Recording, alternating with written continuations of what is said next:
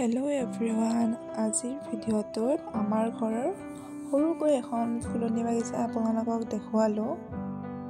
এতিয়া চাহ একাপ খাই মামাহঁতৰ ঘৰত যাবৰ কাৰণে ৰেডি হ'লোঁ। এতিয়া বাইদেৱে গাড়ী চলাইছে, মই পিছফালে বহিছোঁ। এতিয়া আমি মামাহঁতৰ ঘৰ পালোঁ, পায়ে সৰু বাবুক লগ পালোঁ। তাক গা ধুৱাবৰ কাৰণে ৰেডি হৈছে। এতিয়া গা ধুই আহি মই ভাবিলোঁ যে ফোট লগাই দিওঁ। এতিয়া ইয়াক ফোট লগাবলৈ বহুত ইজি। কিছুমান সৰু ল'ৰা ছোৱালী আছে ফোট লগাবলৈ বিৰাট টান হয়, কিন্তু ইয়াক যেনেকৈ থাকিব দিয়ে তেনেকৈয়ে থাকে।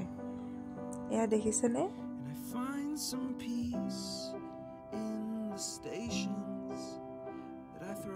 তাৰ পাছত ফোট লগাই আমি আইনাৰ আগত থিয় দিলোঁ। সি স্মাইল কৰি দিছে। নেক্সট আমি পাকঘৰলৈ গ'লোঁ। মামীয়ে ভাত বনাই আছে।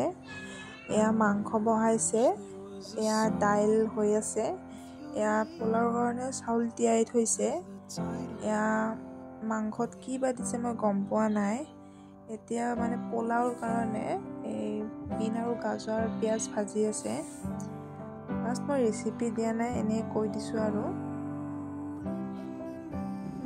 মায়ে সৰুকৈ মামাহঁতৰ তিৰোতাবিলাকৰ লগত খানা খাইছে। তাৰ পৰা টিফিনত দি দিছে আৰু এয়া খাৰ, এয়া ভাজি কণী আৰু চাগে কিবা পকৰা, আৰু এই দাইল, এয়া মাছৰ আঞ্জা, এয়া ভাত। আমাৰ একেবাৰে বেছি দেখাই দিছে।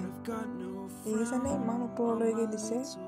এয়া গোটেইখিনি মেলি লৈছোঁ। এয়া পোলাও, এয়া ভাত, দেখিছে ভাত। এয়া মই খাবলৈ ওলাইছোঁ পোলাও আৰু মাংস। এয়া আমাৰ ডাঙৰ বাবুৱে মাংস আৰু পোলাও খাই আছে।